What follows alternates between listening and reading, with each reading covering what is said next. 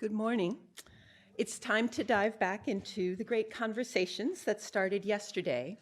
One theme that stood out strongly to me was the seemingly just human impulse to encompass the totality of something, from the medieval encyclopedia to the Universal Chronicle to the heroic efforts of Hernando Colón and Francis Daniel Pastorius to gather and read all the books in their respective worlds and to make a record of those efforts.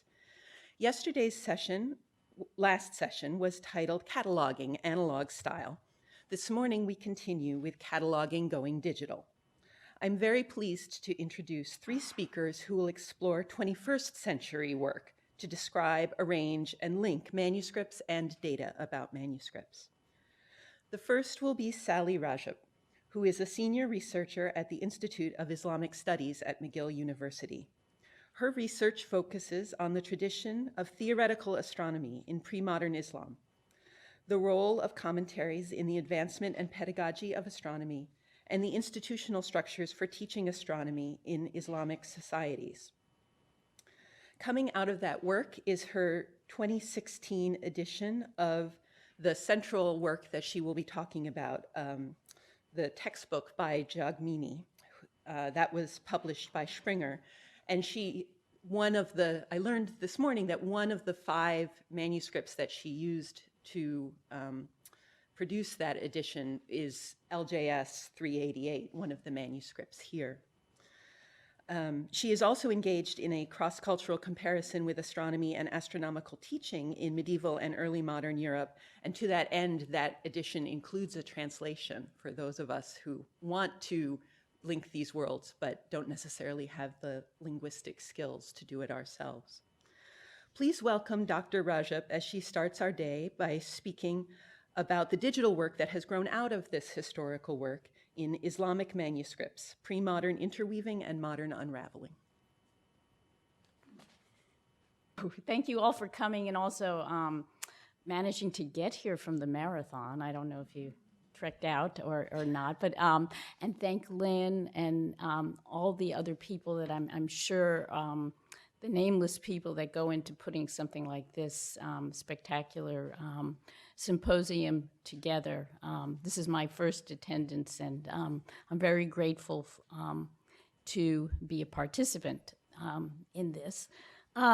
Actually, first and foremost, I'm a historian of science, and the database that I'm going to introduce you to today is an outcome of trying to manage the material of doing labor in labor of love in research libraries and having notes which are now in shoe boxes, and the fear that I would lose valuable information, not just about the thing in particular I was studying, but as for those of us who do this kind of work know that the marginal information and all the things we have to, that we see go by are just something that we want to know more about. So it was really a management problem of how to both store that information and also to access it again in the future. So that's what ultimately this project is about. So in seeing what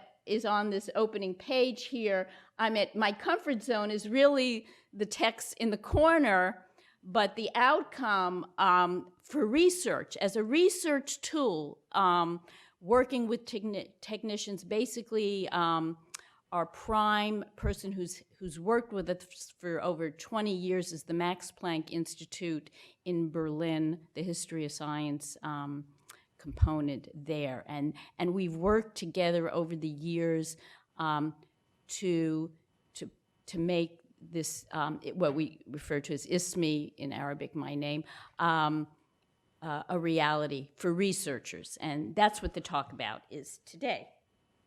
So let me begin.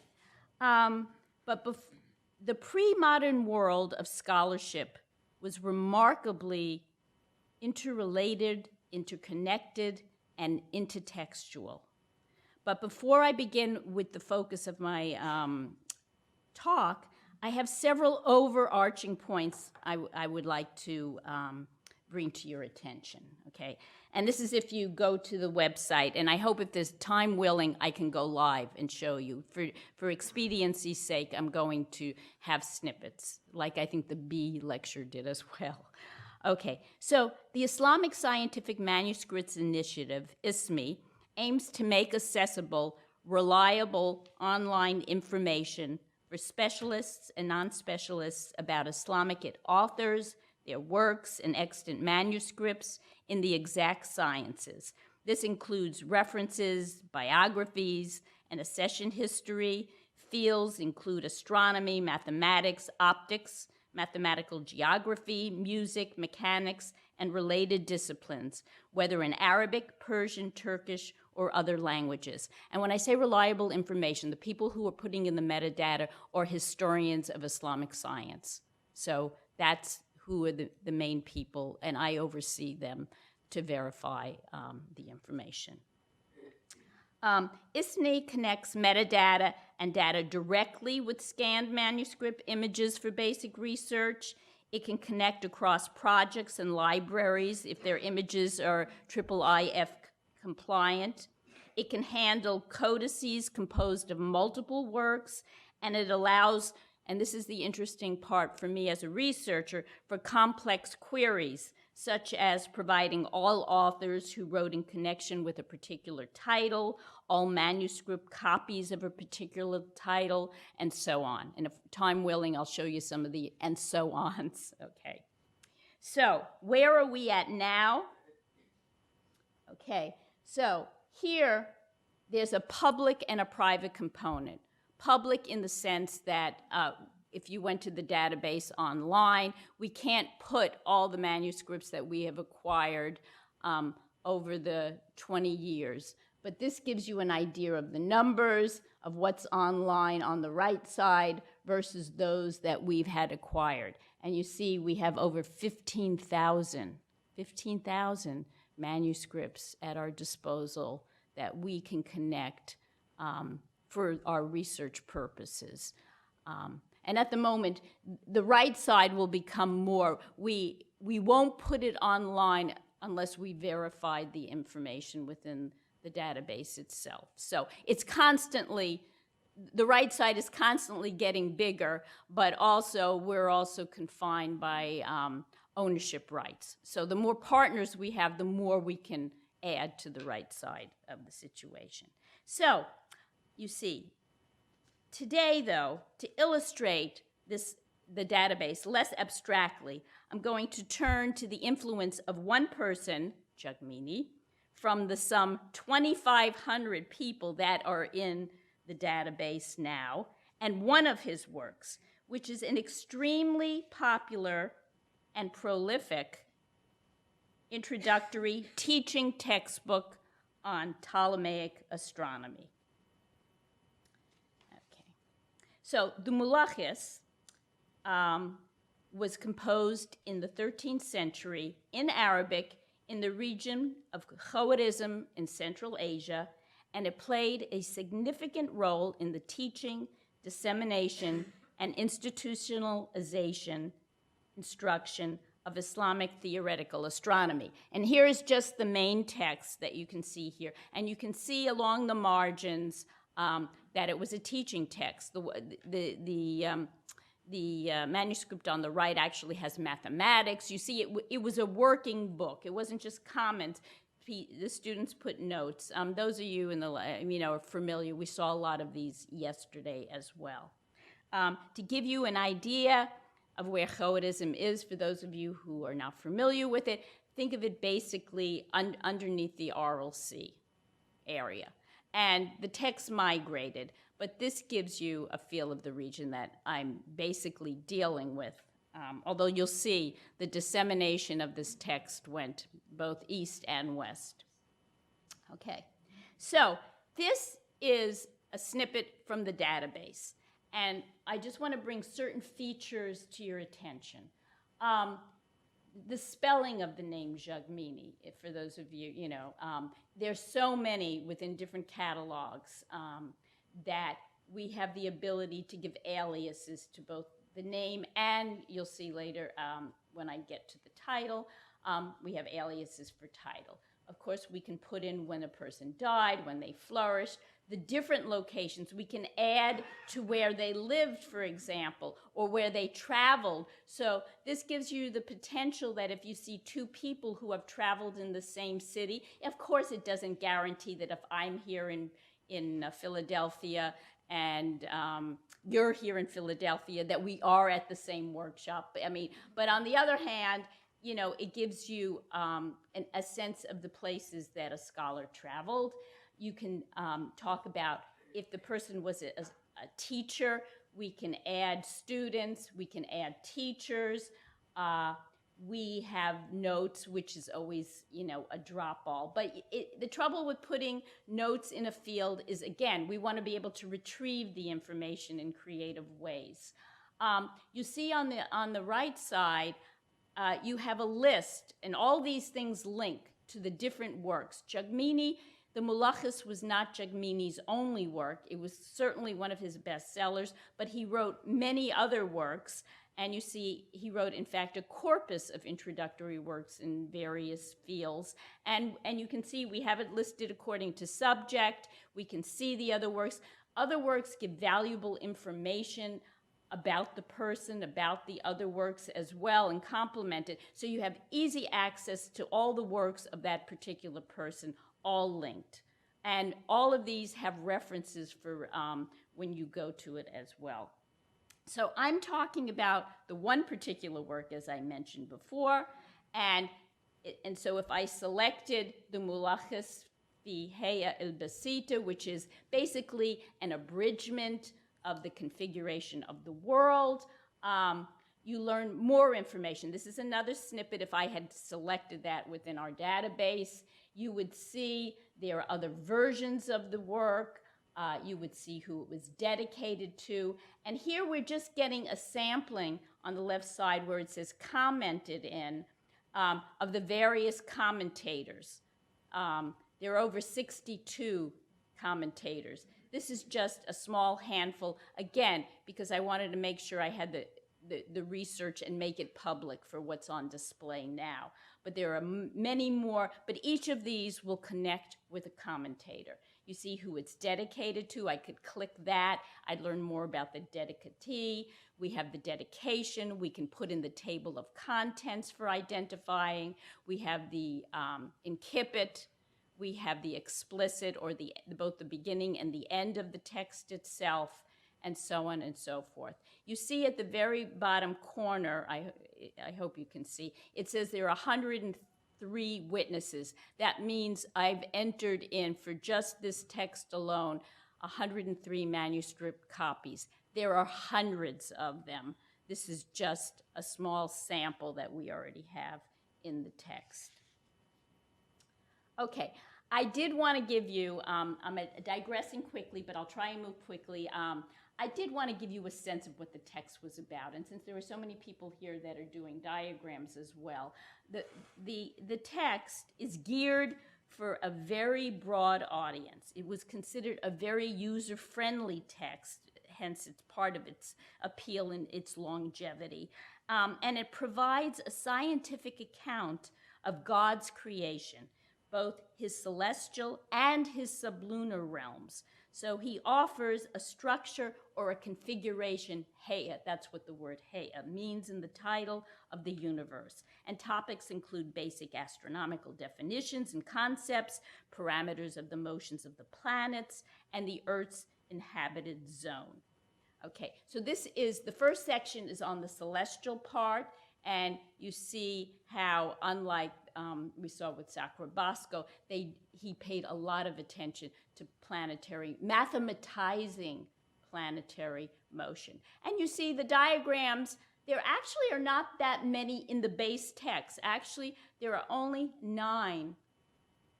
I'm counting actually to make sure it was 9. I'm pretty sure it's been a while. But 9 illustrations, and you can see they don't all have to be super duper, colorful like the top ones. Very valuable ones can be the ones at the bottom that, with respect to the distance in the sectors here.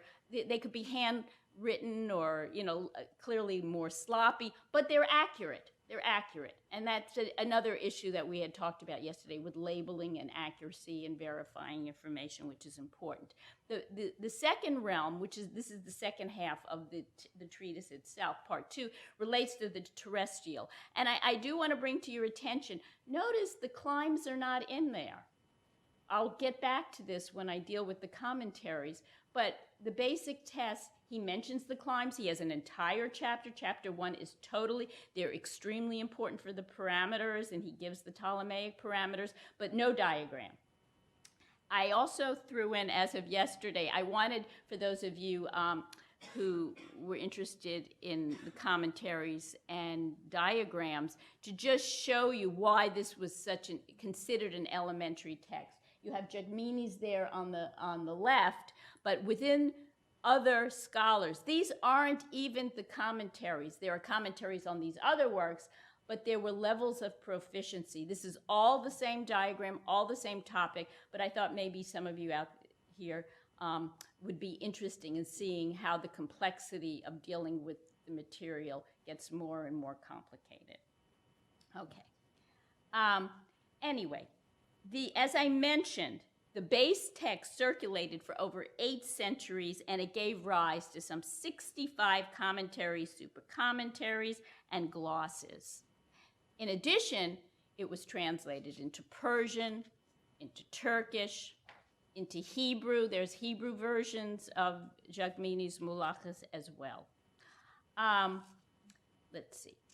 Now we get to some of the features of trying to see how to manage some of the material and being able to spew some of this out of what our database ISMI can do.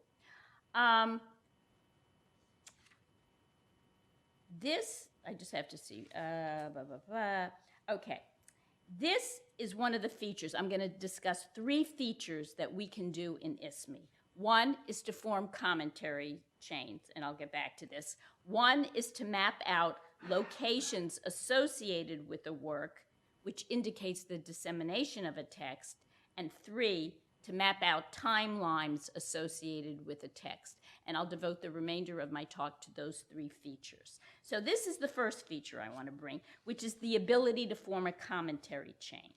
And so this is not all 65 of the commentators, but this sort of represents about 50 of them, which is pretty good of having entered into the database. So it's based on about 800 manuscript witnesses that I have now entered into the database. The blue dot increases with size with the number of manuscripts and the influence of that particular text. So at the top, there's the blue dot up there is Jagmini, and the biggest dot that you're seeing there is somebody who wrote a commentary named Kadizadeh.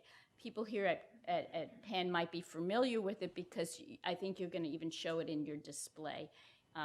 He was a very interesting scholar. He was originally from Bursa in Anatolia. He trekked to Samarkand in the 15th century. He was actually the head tutor at the Samarkand Madrasa school and at the observatory of Ulugh Bey. He was Ulugh Bey's teacher, actually. He was his tutor for a while and had a major influence in that particular area. Anyway, well, you can see the arrows going out means that they themselves had extra super commentaries. So this is one way that we can spew out information. I want to spend a little bit, I just want to mention Kadizadeh a little bit more because of his influence. He inspired at least 21 different commentaries just from his text in particular was institutionalized within the Ottoman Madrasa system.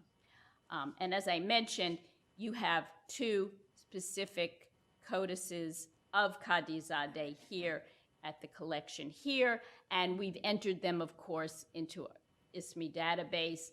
But I'm just pointing out just 2 things. One of them has a copy date, which is very valuable in terms of mapping things out, and the other one does not have the copy date, but each manuscript provides different bits and pockets of information, gives the copyist.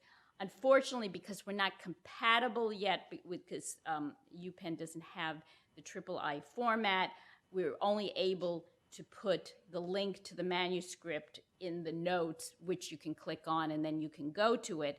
But in comparison, the advantage, and this is my plug to try and make us compatible, basically, for the future, I want to be compatible with you and work with you to make that happen, is because once you're compatible, we can put all our metadata and we can connect it. And as in the case in the Stabi in Berlin, in this example, with a copy, we can actually go to the folio within the we can connect it that way within the Codex Excel, and you can have immediate access. And it helps the researcher. Again, the point of view is both the general public out there, but it's also with the researcher in mind to be able to see as they're dealing with information to verify information for us. Okay, so feature number 2, which is awfully exciting, is plotting out the dissemination of the material. And this is just related, again, just to the Mulachas and the various commentaries, and and this is related to where the work was composed. I was able to pick those dates. Now, this is only about half of the codices that I have on the Mulachas contain copy dates. Not all, alas, I wish it were true, but it is not.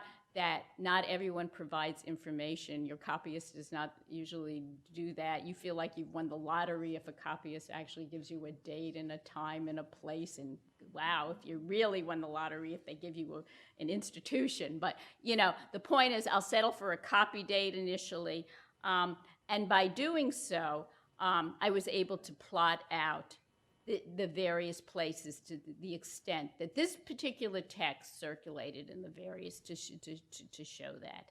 And I found it intriguing, and I'll get back to this map. This is in one of the commentaries. It's a 15th century commentary that it sort of mirrored the big circle in the middle there in that, for those who can't read Arabic, that's the Caspian Sea. The little circle on the side to the right of it is the Aral Sea, so that gives you. And Egypt is, can see if I can, yeah. Egypt is over here, and then it goes to Hind. I found it interesting because in the map yesterday that we saw, to see where their cutoff marks were. We have China and we have India on one side, and we have Egypt on the other side. And those are, and then, you know, with the cities in between, but it sort of parallels it, you know, what I have brought to the front over there. Okay, the third feature is the ability to use time, and I only picked 2 commentators of it. And as I mentioned, the Mulachas was composed in the 13th century, and it was still being studied well into the 1900s. And this is, again, due to the painstaking work that, as you can imagine, of having to read all these codices or manuscripts to ascertain the information to put into the database, because you're only as good as the information you can put in there.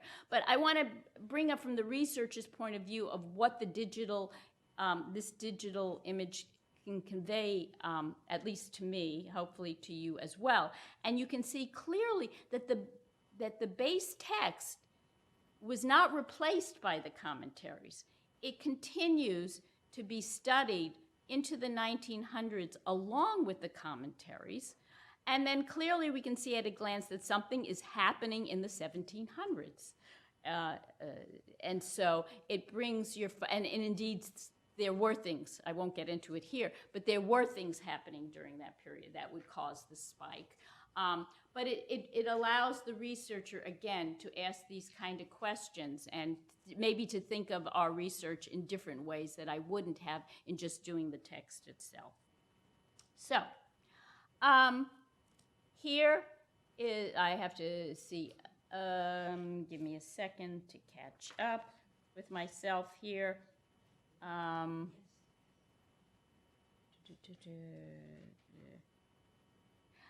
I guess I just want to, I have 2 points that I want to emphasize, that, which one of them I already did, that not every witness contains a copy date. And my second point is that you can have multiple versions of a treatise. That was very common due to revisions by the authors and later by the commentators.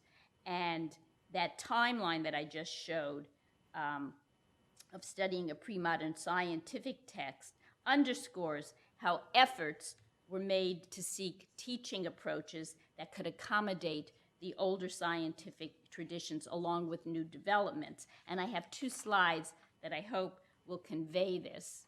I'll move along. One of them is to show that treatment of the climes, which I had mentioned, that in the main text there is no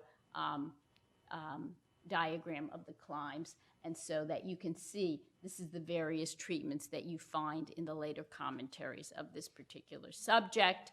And so that's the terrestrial world, and related to the celestial world, you would think that maybe a heliocentric system might have wanted them to maybe forgo the embedded orbs in the way their approach was. But no, they just, when Uranus and Neptune were sighted, they just incorporated it at the very top there into its own sphere as well, and in terms of dealing with it. So actually, in sum, I just want to say that the Islamic scientific tradition was not stagnant. There was a tendency of copyists and commentators to modify parameters, to update information, as hopefully these diagrams have shown, and which leads me back here to one of the main texts, as was mentioned earlier, that I used in my edition of the text, came here from the library, and I'm really indebted to you. I'm so glad you had that one for a variety of reasons. But that does not mean that the catalog did not have a few mistakes in it. And I hope you're taking it in a very good spirit as I point them out to you. For example, the fact that you misspelt his name, because it's in Arabic anyway, and so but you should be aware that, we're all spelling his name, as I mentioned. That's why the aliases were invented, right? But more importantly, seriously, was of when he flourished. You would think that somebody would have cared when he flourished. It was important to me because, frankly, as a researcher, it was very important that he came before Tusi, because it was before the Mongol invasions, which is very important because there's also the idea that Islamic science died due to various reasons very early, and Jagmini disproves that, which is important to me and other historians in the field, that no, science did not die in Islam at an early age. But what's interesting with the Tusi situation is this whole notion that, as I mentioned, parameters were updated. The reason people often thought he came after Tusi, the vast, actually, and in this catalog, I should say, is not alone. An enormous number of people just repeat the same mistake. The reason they thought it was is because the parameters were Tusi's parameters. So everyone thought, duh, of course, he came after Tusi. No, they just had no problem with replacing what was considered better values than the Ptolemaic values and putting them and substituting them in. So hence that kind of information. The other information about the codex is just it's out of order, the one that's here at Penn. And I can, in my notes, I could tell you how to at least provide the reader with the right order for whatever reason, and that kind of thing. But this is my way of just, at the moment, at least ending the discussion, because one of the things I guess I just want to say is that I couldn't be doing the research if it wasn't just a communal situation in which we share information and codices and link and not reinvent the wheel, because we're all better for being able to read and having access to more manuscripts. Anyway, So as in the case of this manuscript, ISTMI can provide, as I said, more reliable information. We have the specialists in the field who know this thing. But also we can situate them within the broader context. Hopefully you could see, I mean, as I said, Jagmeet is just one of many scholars. He had colleagues, how those works interconnect and the other things. We can give you a broader context so that you're just not putting out there. There's many, a collection that just gives an author and a title, and they want the reader to somehow be enthralled with just the images and not have any connection and give it a context within the pre-modern Islamic scientific tradition. So with that, I'll close. If we have time, I can actually go live, so maybe if you would like, so that you could get a better feel of how quickly you can moderate through it, but if it comes up in the questions. Okay, but thank you.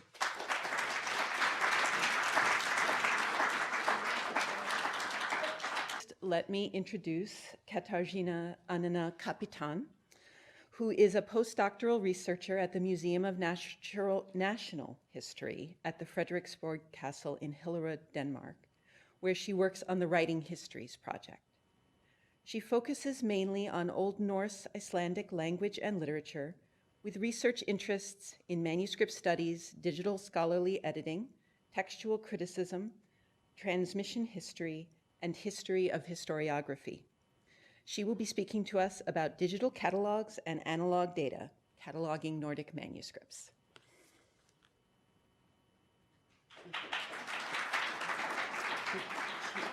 Thank you, Amey, for this introduction. Thank you all for coming, and great thanks to Lynn for the invitation. It's a great pleasure to be here with you today and present a little bit side project of my PhD and a little bit of my postdoc, so we'll see. My presentation today, as the title suggests, focuses on digital cataloging of Nordic manuscripts. And it approaches this subject from the perspective of research questions that digital catalogs could answer, but in the current form, they cannot really. And my main point or take-home message for today is that the developments in cataloging practice should stay in close conversation with the recent developments in manuscript studies, textual criticism, material philology, and all those new trends that we are trying to use in our research. And in my opinion, this close conversation between research and cataloging and libraries can be achieved only through involving researchers directly into the cataloging process. Just to give you a short overview of my talk today, I divided it into 3 parts. First, I will give you a very brief background and present some questions that my presentation seeks to discuss, perhaps not really answer. Then I will present one case study, which will illustrate how computer-assisted analysis of manuscript descriptions could facilitate our research. But as I said, it cannot really right now. And third, I will present some of my thoughts on digital cataloging practice in perspective of this case study I present in the second part, to conclude with a presentation of my ideal catalog of the 21st century. So let's start with a background and some questions I want to ask. In my presentation today, I'll focus mainly on 2 catalogs that I have been contributing to in the past 4 years. The first one is handrit.org, which is an online union catalog of Nordic manuscripts established in 2001, and it's curated by 3 institutions: the Arnamagnæan Collection in Copenhagen, Arnamagnæan Institute in Reykjavik, and the National Library of Iceland. And the second one is Catalog Stories for All Time project, Matthew's project, which is a thematic catalog of all manuscripts preserving Icelandic legendary sagas, and it is hosted at the Arnamagnæan Institute in Copenhagen, but covers manuscripts hosted in 23 institutions in Europe and North America. Both catalogs are XML-based, but they are very different in their scope. So 100 as a union catalog has over 10,000 manuscript descriptions already, while Stories for All Times project, since it's focused on a specific subset, has over 800 manuscript descriptions. And both catalogs fit well with the theme of our seminar, as they use linked data on the internal level, obviously. We have people, places, manuscripts, as well as publications that deal with our manuscripts. They all have unique identifiers that are encoded in manuscript descriptions, allowing us to navigate our catalog very easily. Feel free to go online and check whether it works. So everything that you see on this slide in red uses the TI XML refs and then points to the authority file, which allows us to generate all sorts of connections. And thanks to that, for example, if you click on the reference to current catalog, it will take you to the bibliographical entry for this publication and show you all manuscript descriptions in our catalog that mention this publication. A lot, since this is a catalog of Arnamagnæan collection and most of our manuscripts are already cataloged by him. So the same thing happens with people, places, shelf marks, etc. And during my work for these catalogs in years 2015-2019, I became increasingly interested in two aspects of digital cataloging, which I want to discuss with you today. The first one is the function and the purpose of a digital catalog in relationship to recent developments in the fields of material philology and history of the book. The second one is the importance of linked data in digital cataloging and quantitative analysis of manuscripts descriptions. There are two very broad main questions that I want to explore today. And the first one is, what is the purpose of a digital catalog? And second one is, how and by whom it's supposed to be used and developed. When we think about the purpose of a digital catalog, we need to consider its basic function. Is a digital catalog a starting point of philological or codicological investigation? Or is it perhaps a constantly updated record of state of the scholarship on a given manuscript? And when we think about users of our catalog, we should consider how they would like to interact with our data. Is the data collected in our catalog supposed to be analyzed manually? Or is it supposed to be a basis for computer-assisted quantitative macro-analysis of manuscript descriptions in order to answer new research questions that we weren't able to answer earlier? Since I ask these questions, you can probably guess that I believe that a digital catalog is supposed to give us something more than just access to information that already exists in printed catalogs. And in order to engage with these questions here today, I will use a case study that illustrates the possibilities and limitations of application of computer-assisted analysis of manuscript descriptions, and I will come back to cataloging practice later to discuss it in the context of this case study.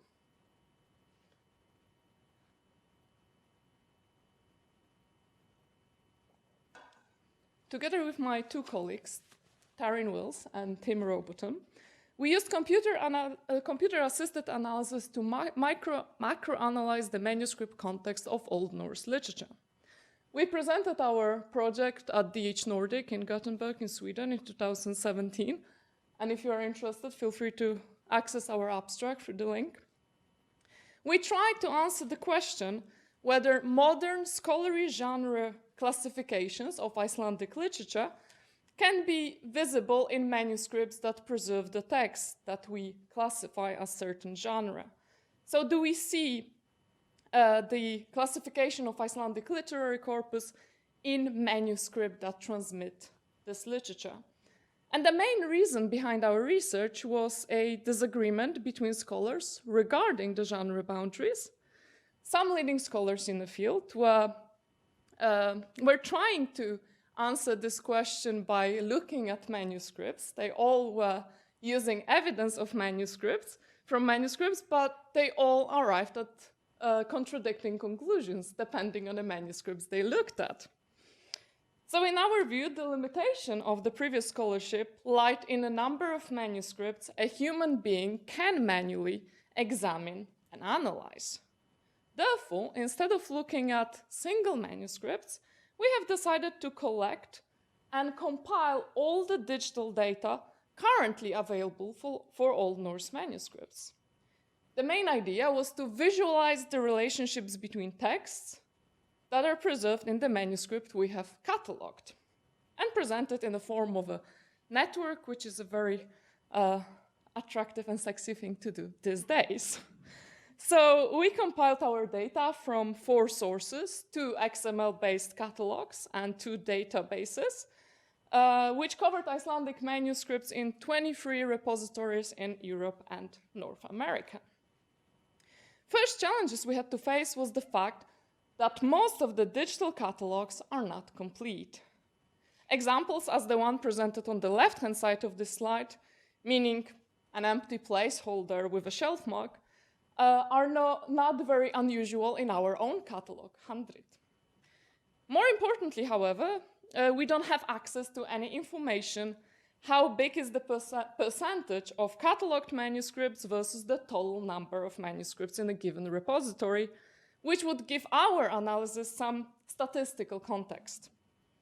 On the other hand, we had to deal with manuscripts that appear in multiple digital catalogs, such as the manuscript on the right-hand side, which has been catalogued in 3 individual catalogs.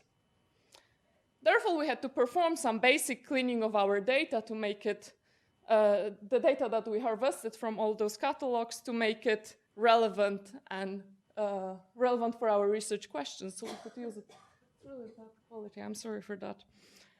So we ended up with a list of 674 unique titles or works preserved in 1,331 manuscripts with almost 130,000 connections.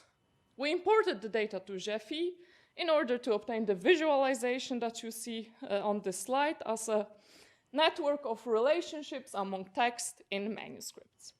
And based on this network, we claimed that to some extent the modern genre division can be observed in the network, but it's also clear from the multiple cross-genre connections that there is no clean cut between, for example, Icelandic family sagas, which are green, or Icelandic king sagas, which are blue. So we called for further studies of our network and case studies which would validate or falsify our general findings about those relationships. And today I want to present just one case study to exemplify my points actually about digital cataloging, not necessarily about Icelandic literature. It will focus on a single saga, Hromundar Saga Greipsonar, which traditionally belongs to the genre of legendary sagas, but the original medieval version of the story is lost. And the text as we know it today is from the 17th century. So it's a 17th century adaptation. And because of this late origin of the saga, it does not necessarily fit well with other texts included in the corpus of legendary sagas, since most of them were written in 14th and 15th century. This makes Hromundar Saga an interesting case for investigations of its genre affiliations. So what other texts appear frequently with the saga? Are those traditional legendary sagas, or perhaps those post-medieval adaptations or imitations? And as you can see on this slide, among the closest neighbors of Hromundar Saga, there is a text which traditionally is not classified as a legendary saga. It's Bragda Ölvis Saga. And if we compare the distribution of texts co-occurring with Hromundar Saga in extant manuscripts, we can observe that in the 17th and 18th century, Bragda Ölvis Saga appears most frequently, but in the 19th century, it almost disappears. There are only few manuscripts that preserve these two texts together. Also in the 19th century, a new text appears frequently with Hromundar saga. It's called Starkadr saga Gamla. We can see that none of the 17th or 18th century manuscripts preserve Hromundar saga together with Starkadr saga Gamla. Well, one of the reasons might be that Starkadr saga was written in the 18th century, and there are very few manuscripts actually from the 18th century. But other reason is even more important, and it lies in the limitations of the digital method we applied, and also in the data we're analyzing, so in manuscripts themselves.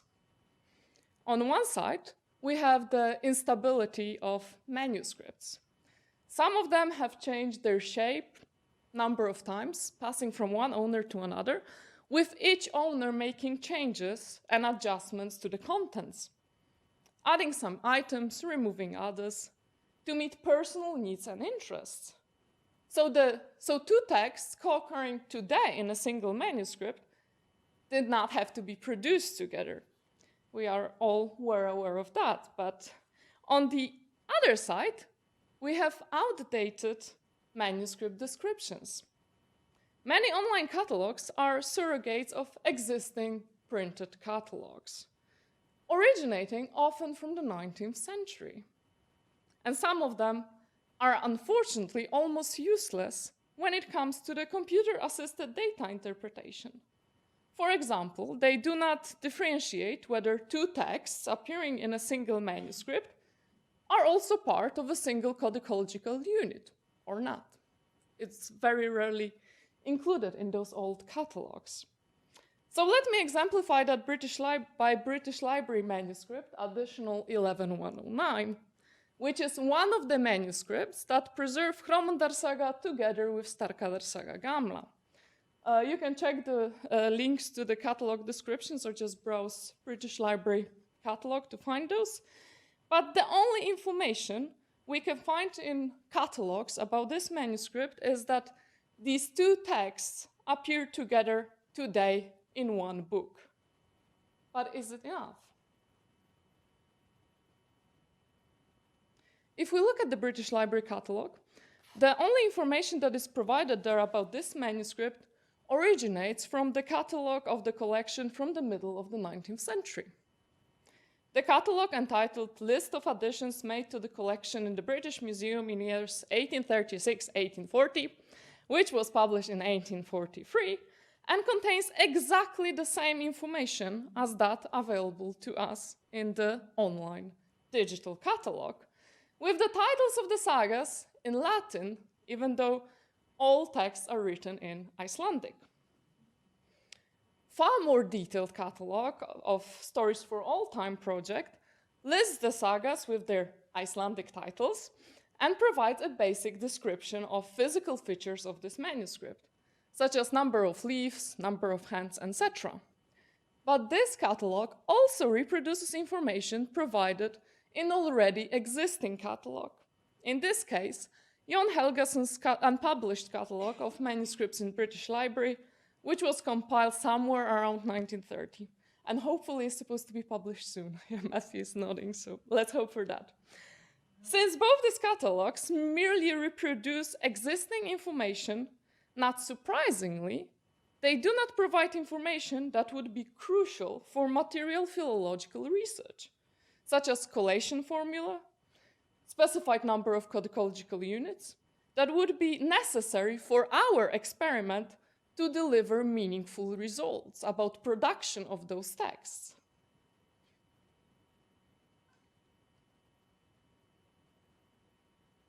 Moreover, none of these two catalogs notice that Hromundar saga, which is found in the British Library manuscript, is not the same saga that we know from printed editions and other manuscripts. The differences between two sagas are obvious from the very first lines of the text, and you don't need to know Old Norse or Icelandic to see those differences. And if the catalogs contain incipits, explicits of this text, there would be no confusion regarding their identification. The older Hromundar saga, the one that appears with Bragdaolfi's saga, is a 17th century prose adaptation of medieval poem. It's 3,500 words long, while the Hromundar saga we find in British Library manuscript, the one that appears together with Starkadar saga Gamla, is a new adaptation of the story that is 12,000 words long. The saga is not only 4 times longer than the earlier saga, but it's also significantly different when it comes to its contents and style. It turns out that all manuscripts that preserve Starkadar saga Gamla, together with Hromundar saga Greipsonar, actually preserve this younger adaptation of the story. Now, since the catalogue of the British Library dates manuscript 11109 to the 18th century, this seems to be the oldest manuscript that preserves this younger adaptation of the saga. And all the other manuscripts are from the 19th century. So that was very important for my research since I wrote my PhD about Hromundar saga, as this would be the earliest witness of this saga that is amazingly modern in style. That would be a wonderful discovery if that text was from the 18th century. But the question is whether the date given in a British Library catalogue is correct. Is British Library 11109 from 18th century? There is no textual indication in the manuscript which would suggest the contrary, as there is no single dated colophon or any signature. But the detailed examination of physical features of this manuscript, which are barely ever included in printed catalogues, can deliver meaningful evidence for dating. In one of the quires of this manuscript, in specific on leaves 4954, there is a watermark with countermark. The countermark contains the name of the paper mill, Klippan, which is a Swedish paper mill from the province of Skåne. And the motif of the watermark is beehive, which resembles to some extent the typical Honning watermark as we have in Churchill catalogue. The name of the paper mill and the motif themselves, they wouldn't be enough to date this manuscript any more precisely. But fortunately, one of the modifications done to the original beehive motif is that on the plinth. Where on the slide you see the beginning of the name Honning, the letters H-O-N-I, in manuscript 11109, there is the date, 1824. So clearly, this manuscript cannot originate from the 18th century if the paper was produced in the first quarter of 19th century. Thus, the younger version of Hromundar saga is not anymore a spectacular discovery of 18th century adaptation, which is surprisingly modern in style, but it's a 19th century adaptation. And in this context, the style of the saga is less surprising. There are other physical aspects of this manuscript which, for material philologists, are crucial in order to understand the circumstances of creation of this manuscript, but which are omitted in the catalogue. For example, there is no information that this manuscript contains of at least 3 separate codicological units written by different scribes on different paper and presumably also at different point of time.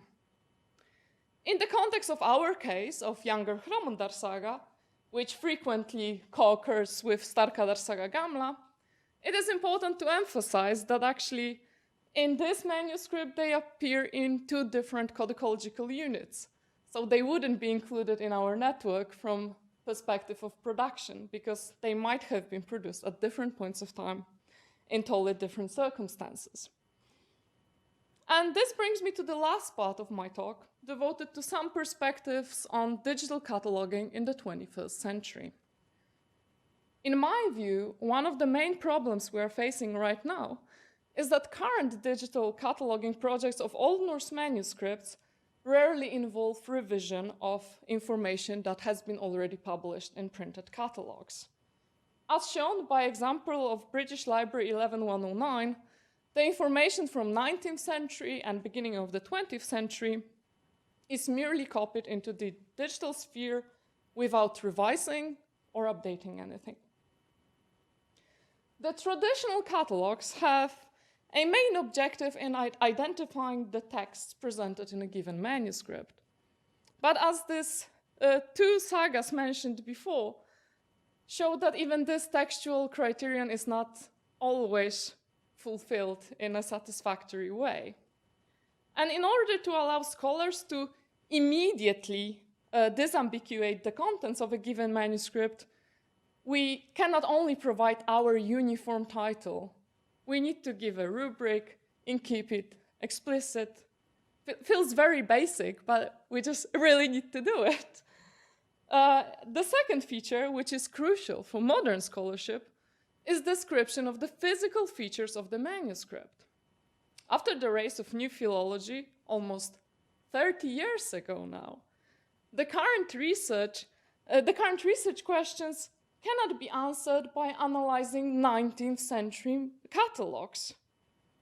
The traditional catalogs do not focus on describing the physical features of a manuscript, but as shown by the example of British Library manuscript, the close examination of physical features, such as watermarks, is of huge importance for not only dating of the manuscript, but also for understanding its production. If the purpose of the online catalog is to make manuscripts closer to researchers from all over the world, the information we make available must reflect researchers' needs.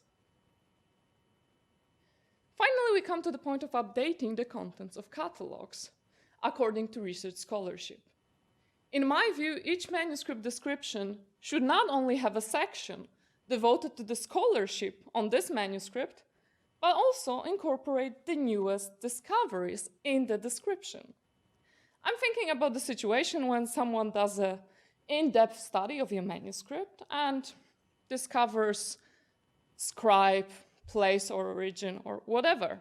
These observations should be included in the catalog and linked to the authority file.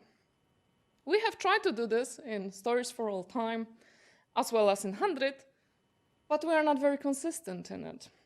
And most obvious reason for this lack of consistency and differences in how detailed our descriptions are is unfortunately the lack of resources. And I'm afraid the other institutions might be struggling with similar problems. It seems easier to obtain funding for a short-term digitization project than to develop, maintain, and update a digital catalog. In the current situation, we have to look into other ways of gathering information about manuscripts. And in my view, in the current circumstances, the only possibility is to build a catalog that meets the needs of the 21st century researchers is by interactive catalog, which will include these researchers, those users, to contribute. We would like our researchers to enter data to our catalog. Something inspired by Schoenberg database of manuscript, but on more institutional level. So all this basic information that we have, those empty placeholders, can be used and gradually updated by the researchers. Regarding such a simple thing as my discovery of the watermark in British Library manuscript, I would like to be able to go to the British Library catalog and with one click add my observation, and this manuscript wouldn't be 18th century manuscript anymore. You might say that this has been already done, and indeed, a similar idea has been taken up by the e-codices, where users can annotate and add additional bibliographical information. These are absolutely brilliant features, and it seems like it works just fine. There are at least 154 annotations last time I checked, so great. But the problem is the lack of classification or categorization of information and linking of data. So the data that is that is uploaded by the users is not included in the XML descriptions as far as I understood, which makes the user-provided information not easy to parse digitally. On the current state, when there are 2 or 3 annotations per manuscript, it's just fine. we can read them manually. But what about the future? Eventually, we would like to have this additional information also well-structured, tagged, and linked to external authority files, which would allow us to analyze the data digitally. At the Medieval Academy meeting here in March, I was asked, how would we convince researchers to do so? As we all know that this is not our research output, won't increase our chances of promotion and all that. I think some of the well-known features used in digital sphere would be desirable elements of digital catalog in order to give our students or our colleagues some virtual recognition for their work. We could introduce, for instance, leaderboards, where users are ranked according to their contribution. I think it could be an effective tool, at least to encourage our students to do so. And it works very well in other digital platforms. As you see, Stack Overflow has reputation. My reputation is 1. Their top user is 1 million something something. So there is a clear difference between users. And how they define reputation is the following. Let me read from the lower part of the slide. Reputation is a rough measurement of how much the community trusts you. It is earned by convincing your peers that you know what you are talking about. Isn't it what academia is all about? Convincing your peers that you know what you are talking about? Today, we as scholars engage in dissemination and outreach through Twitter, Wikipedia. Why not expanding it into digital catalogs for benefit of the community? By involving users in production of catalogs, we could create a truly community-curated catalogs where institutions and individuals collaborate to expand our knowledge and understanding of manuscripts in the digital domain. We could have institutions responsible for infrastructure and basic information about their holdings, while individuals who are responsible for research on particular manuscript would provide institutions with information and received recognition in a form of their reputation. I imagine such a community-curated catalog could be an attractive feature of any funding application, and it could be used as a research and teaching tool in the future. Thank you very much for your attention.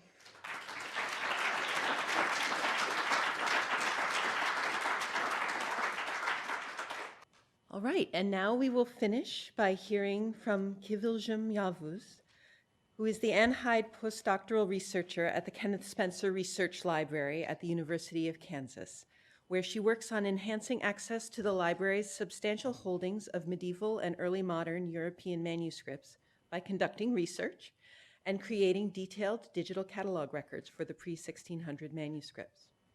Her research interests include the reception of the Trojan War in the Middle Ages and the history of the book, and she will finish out our session with a look at the history of manuscript data in From Medieval Book Lists to Digital Catalogs, Manuscript Data Then and Now. Please welcome. Thank you. We'll see if this works. Maybe.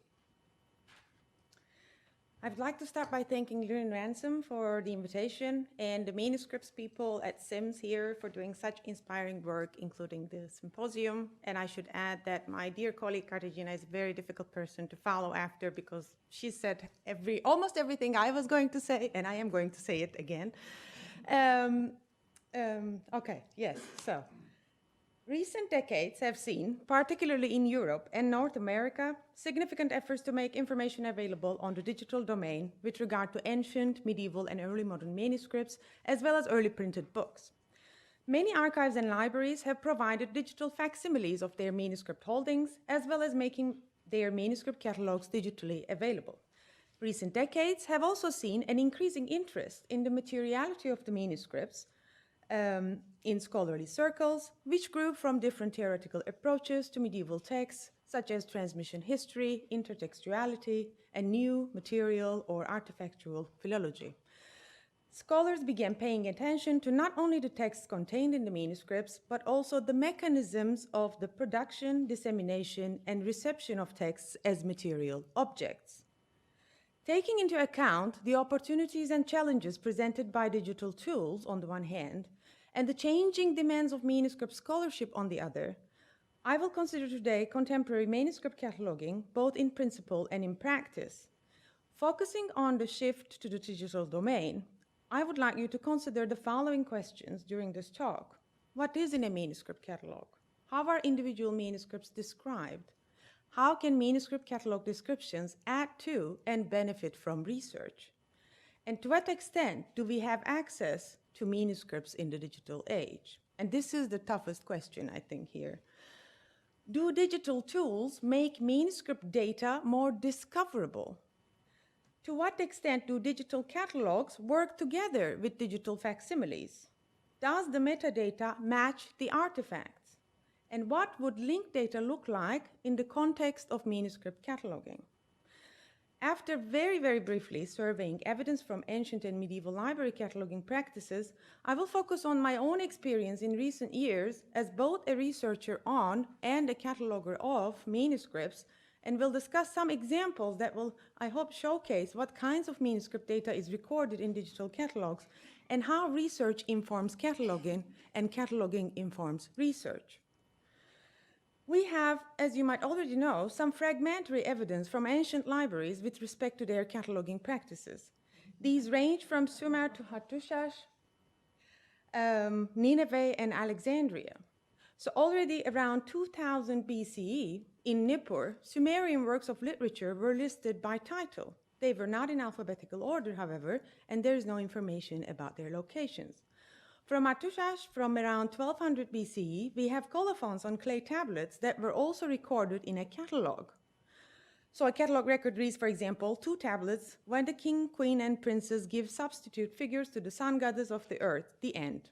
However, we have not found the first tablet belonging to it.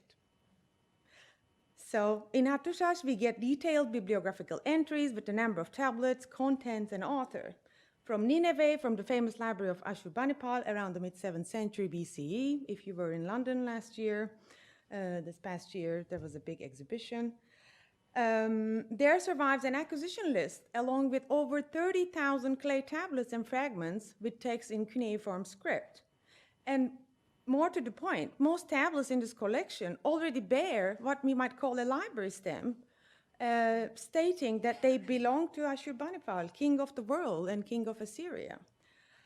And perhaps most famously, the Pinakes by Callimachus is usually considered to be the first library catalog with its contents based upon the holdings of the Library of Alexandria during the 3rd century BCE. It was in fact more of a biobibliographical work, as it primarily included biographical data on the authors and was organized by authors and then subjects. It includes 6 genres and 5 sections of prose, and each category was alphabetized by author. These records, albeit fragmentary, give us a sense of what kind of data might have been important to record and how the information was organized. In Cassiodorus Vivarium, a monastery and a library from the mid-6th century, which contained around 700 volumes, we are told that the collection was divided into cupboards, each holding books on the same subject. Books could have been stored and thus catalogued irrespective of format, because codices are thought to have been stored lying horizontally in the armaria, or the cupboards in the library, as you see in this illumination. And we know that this was also the case in other places, such as the Franciscan convent of Sant'Antonio in Padua in the 15th century, several centuries later. Another early example of what may be called a simple list of books is found in the Abbey Library of St. Gall. The monastery was founded in 720 by St. Otmar, and since at least the 9th century, we think, the librarians of St. Gall have kept records of the books owned by the monastery. The earliest surviving inventory of the monastic library, Codex Angelensis 728, lists books under the title, A List of the Books of the Monastery of St. Gall, Confessor of Christ. And the inventory is organized according to subject, but doesn't employ any alphabetical order. Despite this, we can speculate that this book list was in active use, at least for some time, as the list was corrected by the St. Gall librarian Notker Balbulus, who added comments about the state of the books. Some books are described as vetus, old, inutilis, useless. Some others are marked with an R for require, look for it. And one copy of Isidore is marked as hoc auditum et non visum. I have heard of this one, but have not seen it. The comments make clear that the St. Gall manuscript catalogue was not static, but an actively used document by the librarian, and perhaps more other people, and they were clearly able to keep track of the books in the collection, even though there were no shelf marks attached to the codices or any numbering in the list. And already in around 1274, the earliest known catalogue of the Sorbonne enabled the physical identification of each codex by the opening words of the second and penultimate folios. Identification by secundo folio, that is the first words on the second leaf, helped differentiate manuscripts with the same content. The secundo folio method, which is still used today to identify manuscripts, as Deborah Keshem puts it, represent ingenious descriptive metadata that uses text to identify a medieval manuscript, not as text, but as a unique physical manifestation of that text. So, and by around 1350, the Library of the Sorbonne had some 700 volumes, and approximately 340 of these were chained books in the bigger library that they had. And the catalog of this library, which you see here, represented books by author, title, incipit, and a shelf mark that located the chained book. Among others, the 15th century catalog of the library belonging to Augustinian canons in Bordesholm also listed codices with their shelf marks. And furthermore, this catalog was also alphabetized. So even with this brief look, we already see certain patterns, such as the consistent recording of authors and titles, as well as divisions into subjects in the medieval catalogs, but also we see that librarians often noted where the manuscripts were, and in some way describe physically which book that they had. And perhaps most importantly, we see that these catalogs were not simple lists for posterity, and that they were actively used, much like library catalogs today. And would you say that modern practices of cataloging have significantly changed? Is this all we need as manuscript data? So I've been working with manuscripts for several years now and have been more and more involved in the actual cataloging of manuscripts in recent years following my PhD. The reason why I wanted to become more involved in manuscript cataloging is that as part of my PhD research, I decided I should track down the manuscripts that contain the early medieval texts on the Trojan origin story of the Franks. These turned out to be over 150 surviving manuscripts from dozens of different libraries. The decision, as you might expect, was very rewarding, but it certainly was not an easy task. Even when I knew a particular manuscript was in a particular repository, I found it impossible at times to find out what I considered to be basic information about a manuscript, such as where a certain text begins and ends, and if any, which texts come before or after this text in which I was interested. This is how my first project following the PhD came into being, which was funded by the European Union through a Marie Sklodowska-Curie Fellowship, Transtextual Networks in the European Middle Ages, a digital corpus of the Trojan narrative in Latin manuscripts. For the Transtextual Networks project, I devised an investigation into the manuscripts of 3 late antique accounts of the Trojan War that have received little scholarly attention, even though they were exceptionally influential during the Middle Ages. The project was based on the proposition that a comprehensive study of complete contents of manuscripts demonstrates that texts that circulate together reveal how narratives are received, revised, and transmitted. The main idea of the project was to explore what I called the phenomenon of texts that travel together. Right. And the main output of the project is an open access catalog, not nearly as fancy as the ones you have already seen in the last 2 days, which is currently a work in progress, of all the manuscripts in which these 3 works are found. I am publishing detailed descriptions of each of these manuscripts on the project website, transtextual.net. And this digital catalog not only makes accessible a hitherto disregarded corpus, but also, as I said, explores the phenomenon of texts that travel together by cataloging all the other texts found in these manuscripts, thereby establishing previously unnoticed links among the texts that are included in these manuscripts. Oftentimes, we see that some texts were misidentified or were never recorded in older catalogs. At the moment, the database has 301 manuscript records from 123 repositories in 17 countries, and more than 50 of the manuscripts now included in the database are not discussed in modern scholarship and have been identified by myself during the course of this research. And even though the project benefited from the current trends in the digitization of manuscripts, and despite that through this project, I actively contributed for the digitization and open access publication of digital facsimiles of some of the manuscripts, last I checked, only a third of these manuscripts were freely available on the digital domain. And I'm also displaying this and similar data on the website through a series of interactive visualizations. The catalog records on the website do not contain as much information as I like with regard to physical and codicological aspects of the manuscripts yet, but the information about the textual contents of the manuscripts is extremely detailed, much more than an average detailed manuscript catalog, since this was the main focus of the project. I see this as a long-term, if not a lifetime project, so everything I'm able to find on each of these manuscripts will eventually find its way to this catalog, and the permanent link of each manuscript catalog record will remain the same. I'm also hoping to make this data downloadable in a reusable format at some point in the near future, once I have more of a critical mass of descriptions out there.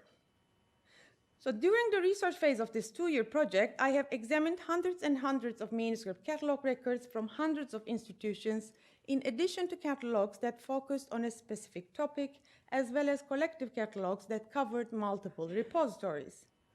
There were many challenges and complications, as some of you might expect. Not only was the catalog information provided across the repositories inconsistent, the information in different catalogs of and/or other literature on the same manuscript did not match. At times, it was not even possible to verify whether a certain text existed in a given manuscript through its catalog record. Furthermore, for some manuscripts, there was not even a printed catalog, let alone a digitized or a digital one.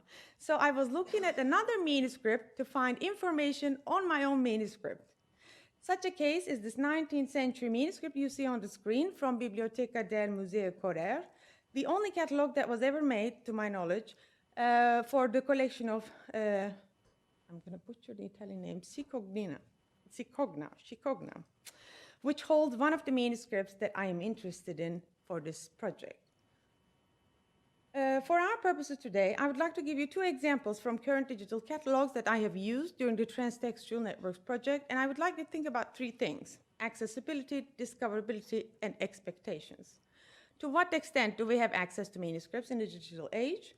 Do digital catalogs make manuscript data more discoverable? As a researcher, what do you expect when you're using a digital catalog? The first example, and an interesting case, is the digital library of the Biblioteca Apostolica Vaticana. I am sure most of you, if not all of you, are familiar with this. Last I checked, yesterday, there are 18,564 codices online. And Digivat Lib, or the DVL web interface, combines digitized images of manuscripts with catalog records, and there's a giant search button on the main page inviting you to discover the collection. So that's what we did. A search for Dares Frigius, the Latinized name of one of the pseudo-authors of the Transtextual Networks project, as a keyword on the homepage of DVL, finds 7 manuscripts, 6 of which are digitized. And wow, amazing, 85% of the manuscripts I'm looking for are digitized. But of course, that's not the case. There are at least 22 witnesses of this text in the Vatican collections that I have been able to identify so far. The ones with the squares are the 7, and then the ones with the red stars are the 6 that are digitized. What is perhaps worse is that of these 22 manuscripts, 13, in fact, were already digitized the last I checked. So the reason is that the vast majority of the facsimiles have simply been put online with no metadata apart from the shelf marks. But this information is not disclosed anywhere on the digital catalog. The second example I'd like to give is e-codices. This project, which I'm sure, again, most of you are familiar with, another ambitious project, not least because these manuscripts are in several different repositories across Switzerland. And again, as of yesterday, there are 2,297 manuscripts online. And like the Digital Vatican Library, e-codices also combines digitized images of manuscripts with catalog records. I was able to discover one of the witnesses to Diaries of Phrygia's Historia, now in the transtextual database, through e-codices, and I would like to acknowledge that. This was thanks to me relentlessly conducting searches with a series of keywords every couple of months over the years. But more importantly, it was because the text on the page down of this Basel manuscript was identified and catalogued as such as part of the description of the binding of the manuscript on e-codices.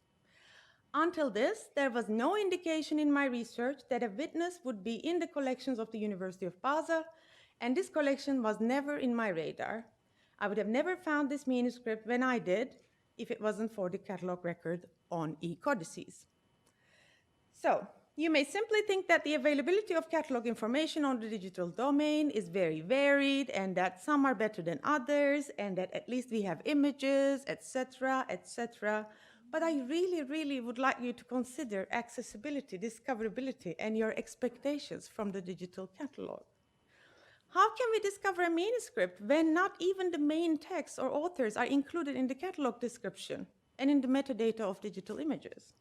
How can we possibly have access to something we don't know even if it exists?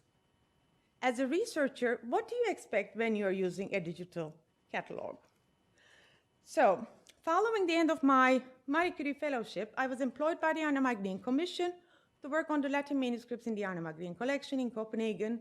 As you've already heard yesterday and a little bit today, Arnamagnæan collection has been known almost exclusively for its holdings in Scandinavian languages until now, but there are a fewer number of continental manuscripts in Latin, which contain a wide variety of texts. So during my year of employment at the Arnamagnæan, my focus was on the identification of contents and the description of the physical makeup of these manuscripts, as well as researching how they came to Árni Magnússon's possession.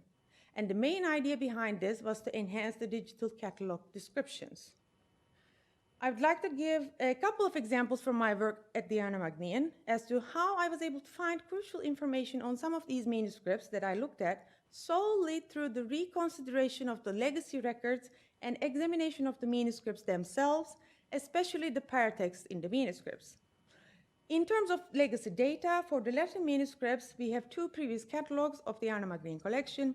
One is a manuscript, in fact, in several copies of Jon Olafsson's handwritten catalog, dated to sometime after 1730, which includes both the manuscripts and the books that Árni owned.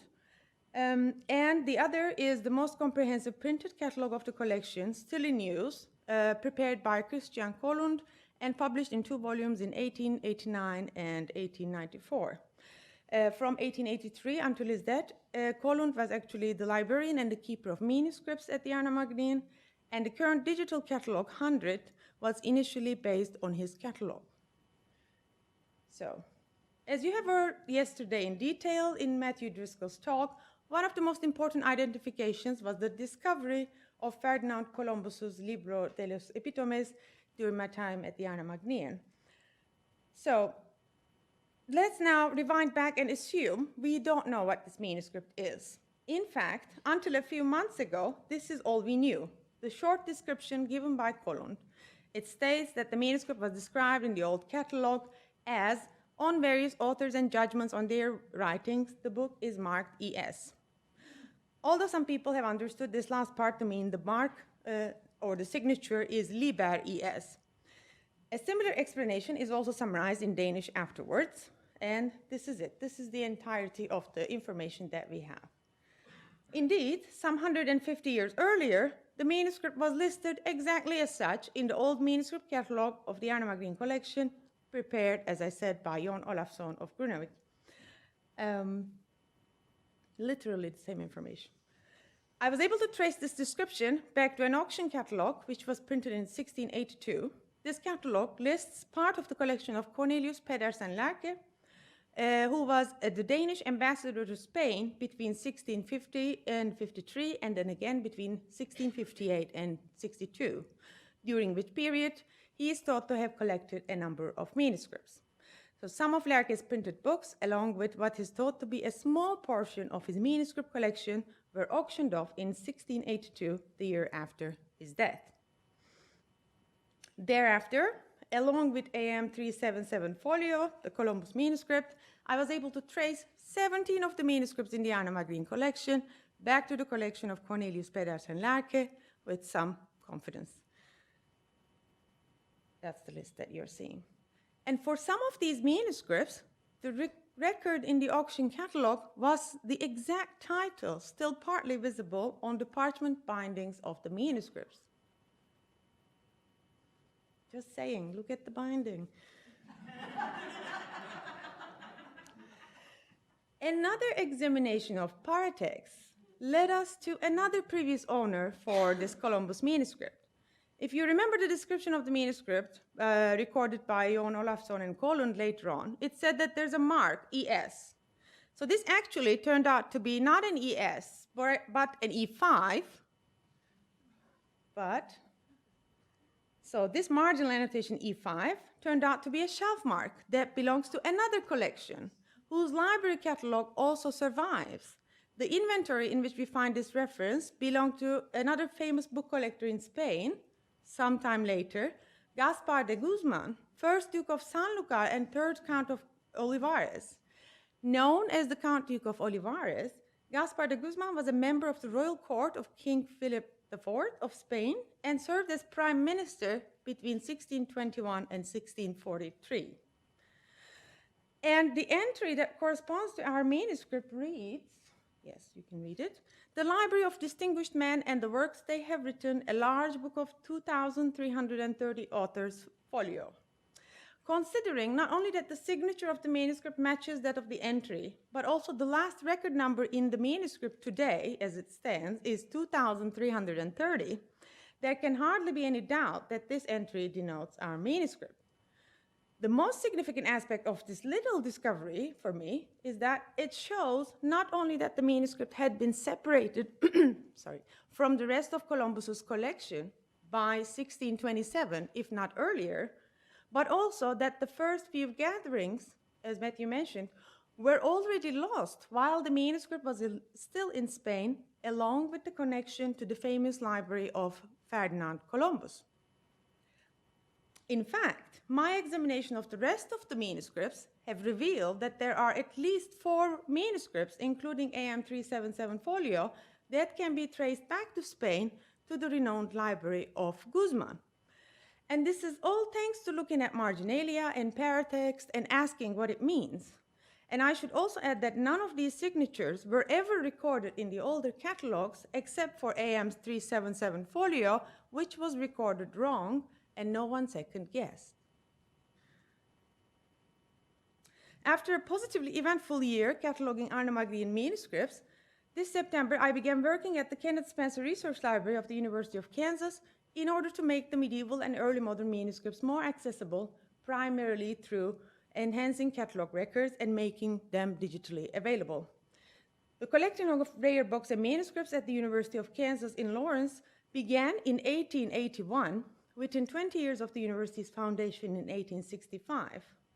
Over the next several decades, the collection grew slowly, and in 1953, the Department of Special Collections was established by the then director of the KU Libraries, Robert Wasper.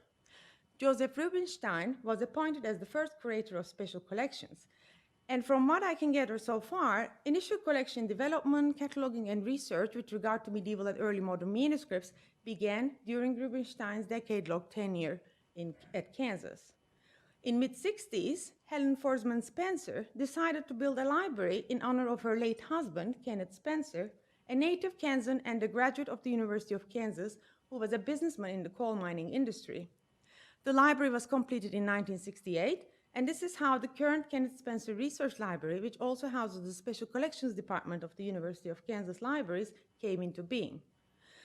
The efforts of building a collection in Kansas were continued by Rubinstein's successor, Alexandra Mason, who spent almost 4 decades at the Department of Special Collections before retiring in 1998 as the curator of the collections. Currently, the Special Collections at Spencer is home to some 250,000 printed books dating from the mid-15th century to the present, and 500,000 manuscript items from antiquity to the present. There was no mention of the University of Kansas in the 1935 Census of Medieval and Renaissance Manuscripts in the United States by Seymour de Ricci. William Bond and Christopher Fay's supplement, published in 1962, however, already listed 24 manuscripts. In the most recent Directory of Collections in the United States and Canada, with pre-1600 manuscript holdings compiled by Melissa Conway and Lisa Fagan Davis, the Kenneth Spencer Research Library ranks among the top 15, yes, you heard it right, top 15 in the US and Canada. Yet the medieval and early modern manuscripts and at the University of Kansas have received surprisingly little attention from the broader scholarly community in the past decades. And you can guess why I think what the reason was. Current holdings at the Spencer include such collections like the estate papers of the Nord family that contain almost 2,000 manuscript items spanning from the 13th to the 19th centuries. The majority of this prominent English family, whose members included Frederick Nord, you might be familiar with, 2nd Earl of Guildford and Prime Minister of England during most of the American Revolution, were attorneys. So we have, for example, these legal writs on parchment impaled on a spindle and then strung on a thread to keep the documents in order in their original form. This one is being exhibited. With respect to cataloging and research on pre-1600 manuscripts at the Spencer, part of the catalog is still in use in the Marilyn Stokesat reading room, as you can see here. We also have a checklist prepared by Anne Hyde, former manuscripts librarian at the, and further typewritten and handwritten notes about some of the manuscripts, again, mostly by her. Even though she said that each entry in this checklist is brief, follows no standards, and is not authoritative, this is what most researchers have relied on since it was published in 1996 in 2 editions, revised in a couple of months. So during the tenure of Richard Clements, after both Sandy Mason and Anne Hyde retires as the head of Special Collections in the early 2000s, the decision was finally taken to include the manuscript material in the electronic catalog of the university, which is based on the MARC system, machine-readable cataloging system. And so this is what happened. Card, can you see? Virgil, Aeneid, Latin, selections, Italy, and all that. Virgil, Aeneid, selections, Italy. So this is how they converted into electronic or digital domain. And these records and the same system are still in use. And I would like to attract your attention to this extra information about provenance, which I will get in a second. In the mid-2000s, the Spencer became involved with the Digital Scriptorium Consortium, and 229 pre-modern manuscripts were selected to be included in the Digital Scriptorium database. The catalog records for these manuscripts were expanded according to the metadata guidelines of the Digital Scriptorium, and the descriptions were accompanied, for the most part, with a selection of a couple of, usually 2, digitized high-resolution images. Even though the Spencer Library is a voting member of the Digital Scriptorium Consortium, to this day, no updates or additions were made to this data initially provided about 15 years ago.